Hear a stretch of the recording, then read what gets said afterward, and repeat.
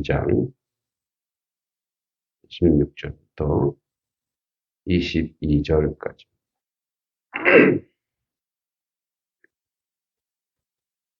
함께 읽습니다.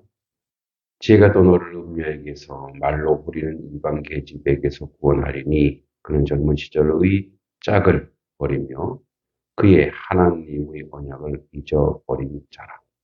그의 집은 사망으로 그의 길은 시올로 기울어졌나니 누구든지 그에게로 가는 자는 돌아오지 못하며 또 생명길을 얻지 못하느니라. 지혜가 너를 선한 자의 길로 행하게 하며 또 의인의 길을 지키게 하리니 대저 정직한 자는 땅에 거하며 완전한 자는 땅에 남아 있으리라. 그러나 악인은 땅에서 끊어지겠고 간사한 자는 땅에서 뽑히리라. 아멘. 이제 16절을 보면 지혜가 또 너를 음녀에게서 말로 부리는 이방 계집에게서 구원하리라고 말합니다.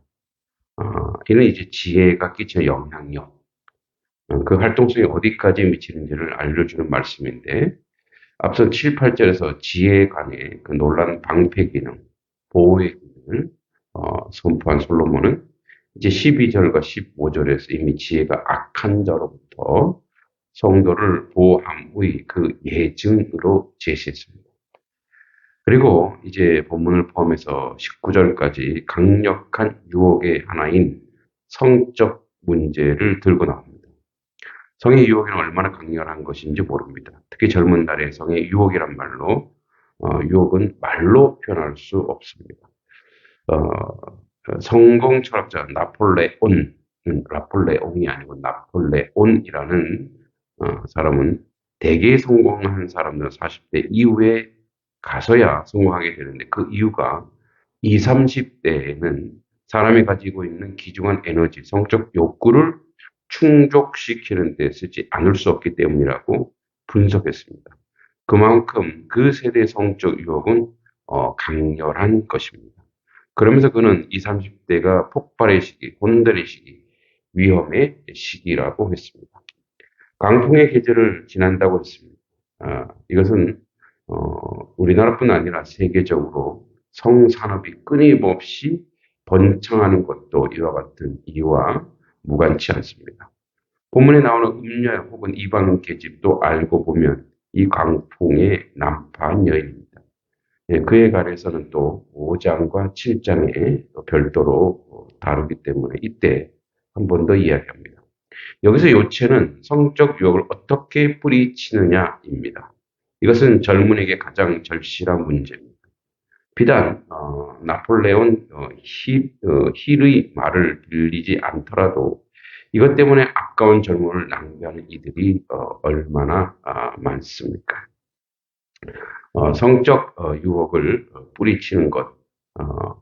그런데 이 결정적으로 지혜는 바로 이 문제의 해답이 되어 준다고 합니다. 이것은 사실인데요. 어려서부터 신앙교육을 받아 지혜로웠던 청년 요셉은 본문과 거의 유사한 유혹에 부딪혔을 때 완벽하게 물리쳤습니다. 만약 어려서부터 신앙으로 교육을 받지 않았다면 어떻게 그가 이와 같이 현명한 대응을 즉각적으로 보여줄 수 있겠습니까? 단하건대 본능에 충실하여 넘어갔을 가능성이 거의 100%라고 할 수 있습니다. 하지만 어려서부터 신앙으로 잘 교육되었던 그는 이 어려운 시험을 오히려 무난하게 이겨낼 수 있었습니다. 즉 인간이 가지고 있는 본성과 본능이 죄성이라고 하는 성경의 말씀, 하나님 말씀을 정확히 알아 그 본성과 본능에 충실하지 않고 하나님의 말씀에 충실했기에 이런 것들을 이겨낼 수 있었던 겁니다. 알고 보면 지혜 곧 말씀이란 현실적으로 얼마나 유익한 것인지 모릅니다. 그것은 인생으로 더욱 강렬하고 온전하게 살 수 있는 길을 제시해 줍니다. 솔로몬도 이것을 알았기에 온 힘을 다해 이것을 알려주고자 하는 것입니다.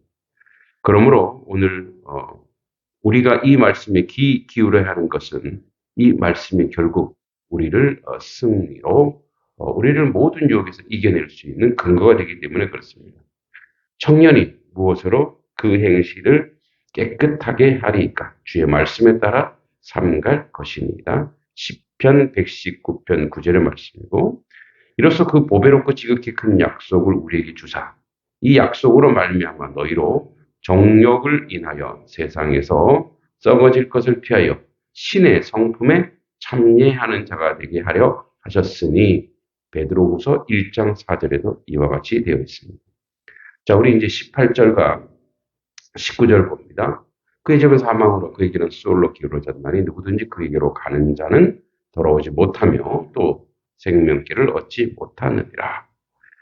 이제 18절과 19절은 절제되지 않은 음행은 단순히 사람의 인성을 파괴하는 정도에 머물지 않습니다. 인성 파괴를 지나 아예 그 사람의 생명을 해칠 것임을 말해주는 것입니다. 여기서 이제 이 음행이라 어떻게 보면 지극히 본능적인 문제인 것 같아도 사실은 사람의 생명을 좌우하는 무서운 것이라는 훈계가 담겨 있습니다.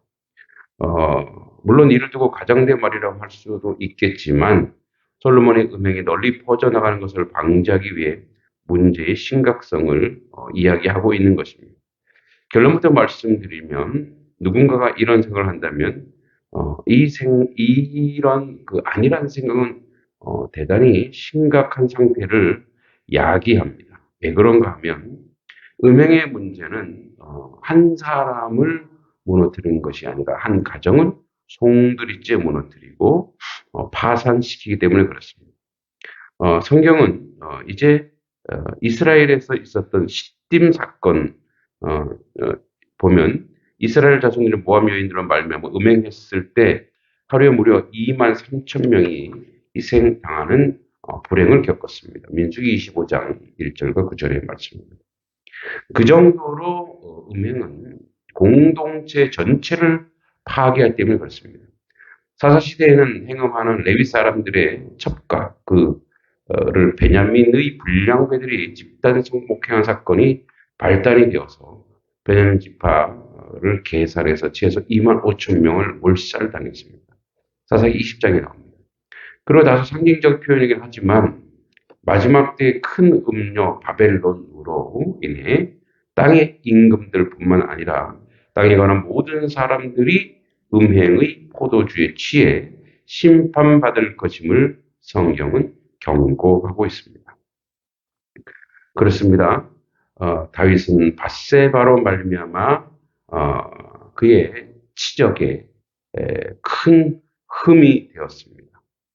그래서 그 누구도 이 음행에 대해서 자신할 수 없기 때문에 항상 말씀을 가지고 근신하고 경계해야 됩니다. 그러므로 우리는 절대되지 않는 성욕에 관한 이 폐해를 간과해서는 안 됩니다. 다 망하고 죽은 후에 뒤늦게 깨달아서는 안 됩니다.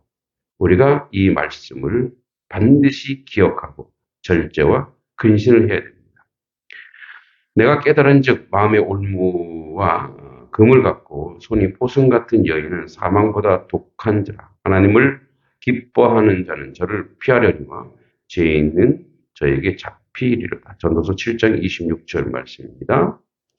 사랑하는 자들아 나그네와 행인 같은 너희를 권하노니 영혼을 거스려 싸우는 육체의 정욕을 제어하라.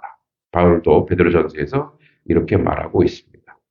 이제 그래서 지혜가 20절에 보면 너를 선한 자의 길로 행하게 하며 의인의 길을 지키게 하리니 이 지혜, 말씀이신 이 지혜가 우리를 바른 길로 인도한다고 합니다.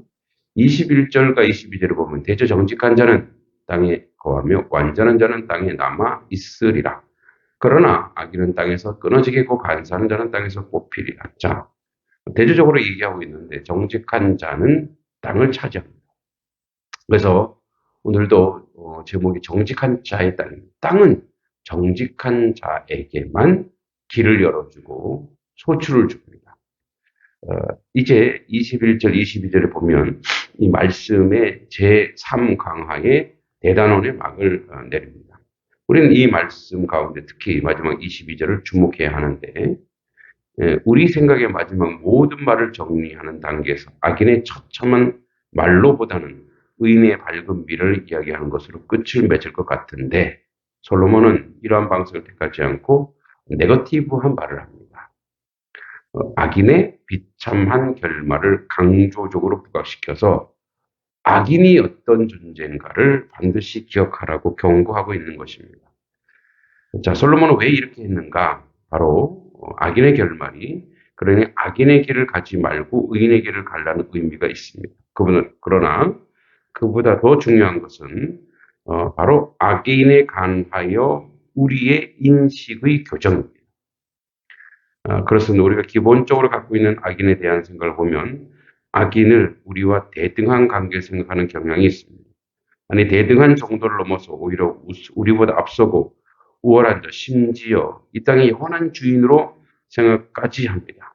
물론 그것이 어느 정도 사실인 면이 있습니다. 세상은 공중권세 잡은 자가 가지고 있는 힘이고 성경은 우리가 이 땅의 나그네라는 것을 최종적으로 하나님 나라에 가서 영원히 살 것임을 끊임없이 가르치고 있습니다.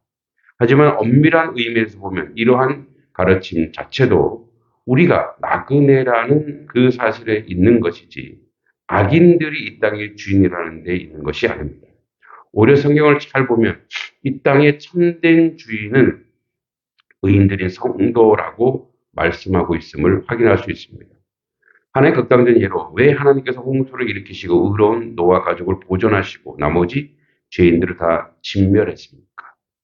악인들이 주인일 것 같으면 차라리 노아 가족을 하나님 나라로 데려가시고 악인들을 남기셔야 했습니다. 그런데 노아 가족을 방주로 보존하시고 악인들을 쓸어버리셨습니다. 이 땅의 참 주인이 누구이냐? 이 땅의 참 주인은 명백히 보여주는 것인데 우리는 나그네와 같지만 결국 우리는 이 땅의 주인은 하지만 이 땅의 청직이라는 것입니다. 이 땅을 정직한 자의 땅으로 만들고 이 땅을 하나님의 말씀을 순종하는 완전한 자. 이 완전한 자라는 것은 퍼펙트를 얘기하는 것이 아니라 하나님 말씀을 순종하는 자라는 것입니다. 하나님께서 이 땅에 사는 동안 성도들에게 불신 세상 사람들 향해 많이 양보하며 살 것을 주문하신 것도 어떤 면에서 보면 이런 맥락입니다. 어차피 그들은 이 땅에 영원히 있을 자들이 아니기에 양보하고 참고 기다리는 것입니다. 다윗도 이것을 알았기에 잠시 후에 악인이 없어지리니 내가 그곳을 자세히 살필지라도 없으리로다. 오직 온유한 자는 땅을 차지하며 풍부한 화평을 즐기리로다. 시편 37편 10절과 11절의 말씀입니다. 오늘 우리는 비록 악인이 이 땅에서 번성하고 잘된다 해도 부러워할 것이 전혀 없습니다. 왜냐하면 땅은 그들을 결론적으로 내치기 때문에 그렇습니다. 땅은 하나님이 창조한 위대한 창조물이기에 하나님의 속성과 하나님의 통치와 하나님의 원리와 방법이 아니면 다 토해낼 수밖에 없습니다. 악인의 이기는 자랑도 잠시요. 사악한 자의 즐거움도 잠깐이니라. 욥기 20장 5절 말씀입니다. 시편 92편 6절과 7절에서 우준한 자는 알지 못하며 무지한 자도 이를 깨닫지 못합니다. 악인은 풀같이 생장하고 죄악을 행하는 자는 다 흥황할지라도 영원히 멸망하리다. 라고 말합니다. 세상은 우리에게 음료와 같습니다. 이 땅에 존재하는 음료만 음료가 아니고 알고 보면 세상 자체가 우리에게 유혹하는 음료입니다. 얼마나 많은 것들로 우리를 깨는지 모릅니다. 이런 유혹이 있습니다. 여인만, 음란한 것만 우리를 깨는 것이 아니라 우리를 물질도, 우리를 명예도, 그리고 여러 가지 하나님의 말씀을 순종하지 못하게 하는 그런 모든 분주함도, 하나님 앞에 집중하지 못하는 그런 모든 것들이 음료일 수 있습니다. 그런 면에서 땅은 정직한 자의 것이요 하나님 말씀을 순종하는 자의 것입니다. 오늘도 우리는 이 땅에 살아가고 있습니다. 이 땅 가운데 하나님의 통치를 고대하며 하나님이 우리를 통치하듯이 이 땅을 통치하는 것처럼 땅은 정직한 자의 길을 내어주고 열매를 주는 것처럼 우리가 이 땅에 살 때 하나님의 말씀을 온전히 순종하는 그런 하나님의 사람으로 오늘 하루도 승리하시기 바랍니다. 하나님 아버지 은혜 감사합니다. 오늘도 주의 말씀이 훈계가 되고 양약이 되었습니다. 모든 음란한 것과 더러운 것과 추한 것과 불순종과 불의를 이겨내게 하시옵소서. 그래야 하나님의 선하고 아름다운 역사를 만들어내는데 부족함 없게 하옵소서. 땅은 하나님의 사람들의 것입니다. 하나님이 창조했기 때문에 그렇습니다. 우리는 이 땅의 나그네와 같이 결국 주님 앞에 본향으로 갑니다. 그러나 더 중요한 것은 이 땅에 살 동안 우리는 하나님의 청지기로 삽니다. 하나님께 맡겨진 땅과 맡겨진 모든 것들을 하나님 말씀대로 순종하여 정직한 것으로 이끌어가고 인도할 수 있는 하나님 백성 되게 이끌어 주시옵소서. 예수님의 이름으로 간절히 기도합니다. 아멘.